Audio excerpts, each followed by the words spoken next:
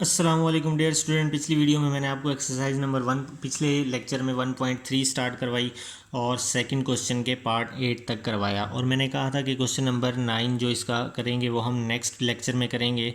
ये मैंने इसीलिए नहीं करवाया था कि इससे पहले हमें एक थ्योरम करना था, हमें वो थ्योरम कंप्लीट करना था। जब वो थ्योरम कंप्लीट होगा उसके बाद हमें ये क्वेश्चन समझ में आएगा, वरना ये मैं करवा देता। ये इसीलिए मैंने नहीं करवाया ताकि आपका सही तरह से कॉन्सेप्ट क्लियर हो। आप लोगों ने रट्टा नहीं लगाना, कॉन्सेप्ट को क्लियर करना है। वो है थ्योरम इस पेज नंबर 19 पे। ये थ्योरम है कि limit x approaches to a is equal to x n x raise to the power N minus A raise to the power N over x minus a is equal to n a raise to the power N minus 1। तो मतलब कि इस पे limit apply करनी है और हमें ये लेके आना है। तो ये कैसे आएगा ये अब हम प्रूफ करेंगे। तो सबसे पहले तो आप लोगों को एक फार्मूले का पता होना चाहिए कि x a raise to the power n plus b raise to the power n, अगर ए के ऊपर कोई पावर हो और बी के ऊपर पावर कोई हो तो हम उसको किस तरह से ओपन करते हैं फार्मूले को। तो सबसे पहले तो ए प्लस बी, फिर उसके बाद फर्स्ट की हम पावर एक कम से शुरू करेंगे, फर्स्ट की पावर एक कम से शुरू करेंगे और कम करते जाएंगे। N minus two, n minus three, n minus four चलता जाएगा। एक वक्त ऐसा आएगा मतलब कि एन में से एक माइनस करेंगे, फिर टू माइनस करेंगे, फिर थ्री, फिर माइनस, ऐसे माइनस करते जाएंगे तो एक वक्त ऐसा आएगा कि ए की पावर में कुछ भी नहीं बचेगा, ज़ीरो बचेगा। ठीक है। और ये जो बी है, फर्स्ट में बी की पावर होगी ज़ीरो, फर्स्ट टर्म में बी की पावर होगी ज़ीरो, तो वो लिखेंगे नहीं क्योंकि बी की power zero is equal to 1। यहाँ पे से शुरू होगी बी की पावर ज़ीरो, यहाँ पे बी की पावर 1 हो जाएगी, फिर यहाँ पे बी की पावर 2 हो जाएगी। तो इस तरह से बी की पावर बढ़ती जाएगी, ए की पावर कम होगी और बी की पावर बढ़ती जाएगी। अब बी की पावर इंक्रीज़ होती हुई कहाँ तक पहुँचेगी, ये यहाँ तक पहुँचेगी। मैक्स इसकी पावर कितनी है, एन, यहाँ तक नहीं पहुँचेगी, इससे एक कम, B raise to the power N minus 1।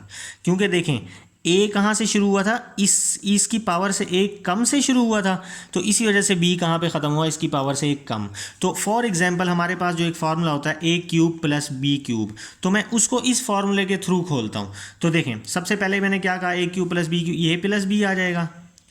उसके बाद ए की पावर टोटल पावर में से एक कम, तो ए की पावर टोटल पावर में से एक कम मतलब 3 माइनस 1, प्लस ए की पावर टोटल पावर में से 2 कम, तो ए की पावर टोटल पावर में से 2 माइनस कर देंगे, फिर बी की पावर 1, बी की पावर 1, प्लस ए की पावर टोटल पावर में से 3 कम, तो टोटल पावर में से 3 कम, हमारे पास टोटल पावर 3 है, बी की पावर 2।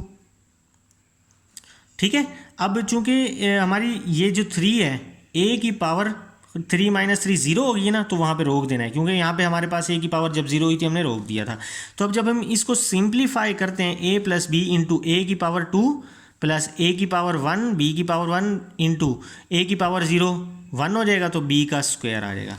तो ये देखें नाजरीन, ये हमारे पास जो कि है फॉर्मूला जो प्रूव हुआ, ये हमने इस फार्मूले के थ्रू, जनरलाइजेशन ये है, और इस फार्मूले के थ्रू देखें हमारा ये जो क्यूब वाला फार्मूला था ये प्रूव हो गया।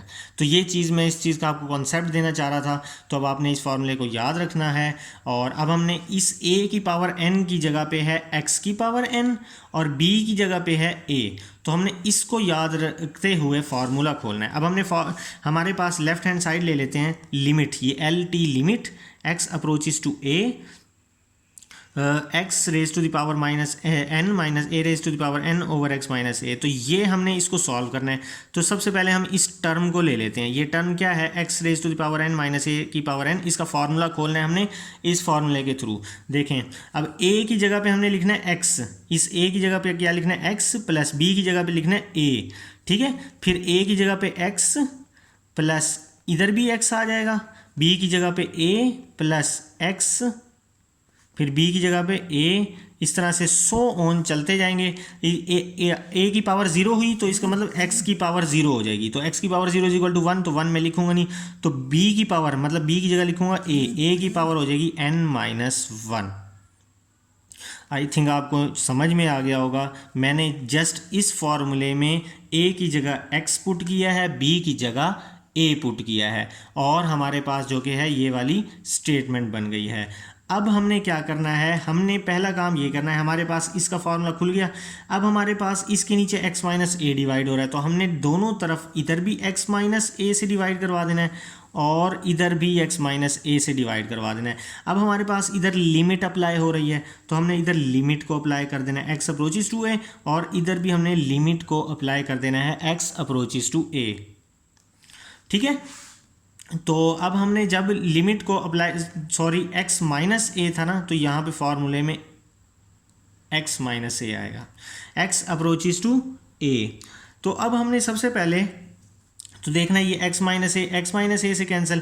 अब लिमिट को अप्लाई कर देंगे, x अप्रोचेस टू ए, तो यहाँ पे a आ जाएगा, a raise to the power n minus one plus a, x की जगह पे a raise to the power n minus two dot a raise to the power n minus three dot a का square plus so on a raise to the power n minus one, a raise to the power n minus one plus a raise to the power n minus two. इस a की power भी one है ना, तो इसके साथ plus हो जाएगी, क्योंकि बेस सेम हो तो पावर ऐड हो जाती हैं।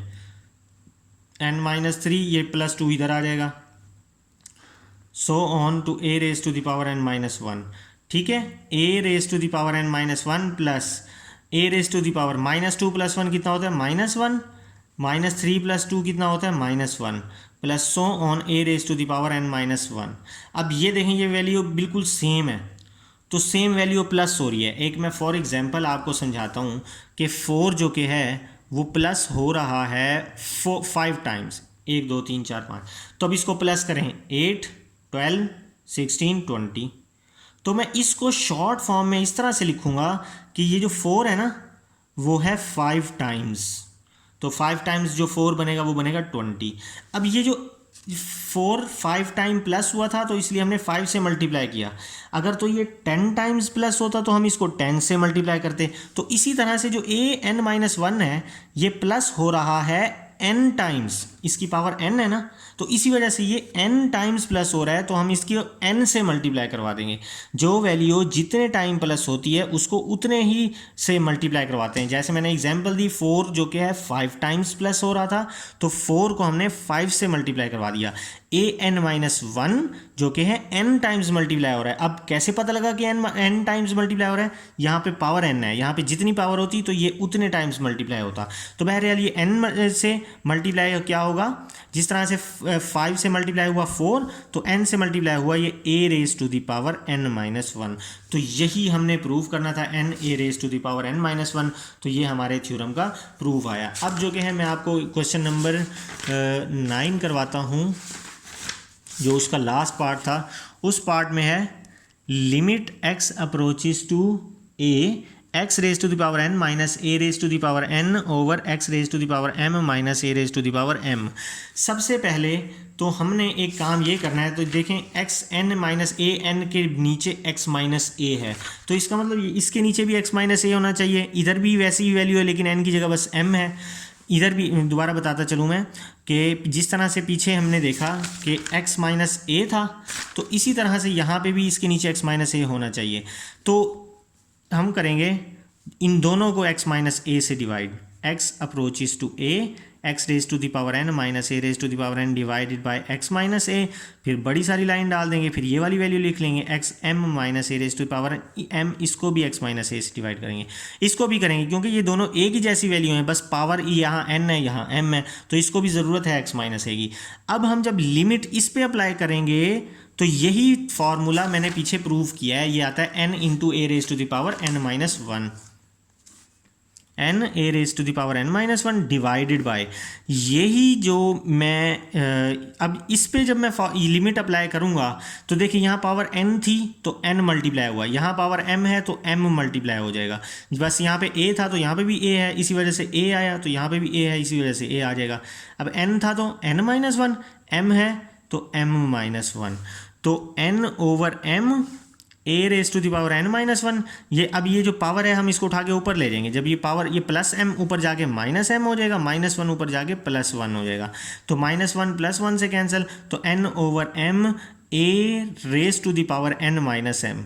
ये हमारे पास आंसर है। ये मोस्ट इंपॉर्टेंट क्वेश्चन है, अक्सर लॉन्ग क्वेश्चन में भी आता है। तो इस लॉन्ग क्वेश्चन को तैयार करने का तरीका है कि आप पहले पिछला थ्योरम तैयार करें जो मैंने आपको करवाया, उससे अपना कॉन्सेप्ट क्लियर करें, फिर उसके बाद ये क्वेश्चन कीजिएगा। रट्टा बिल्कुल नहीं लगाना, बार बार मैं कह रहा हूँ, इतनी जो कि है मैंने मेहनत से आपको समझाया है, तो इसीलिए समझाया ताकि आपका कॉन्सेप्ट क्लियर हो। तो अपना कॉन्सेप्ट क्लियर करके इस क्वेश्चन को प्रिपेयर करना है, ये मोस्ट इंपॉर्टेंट क्वेश्चन है, ठीक है।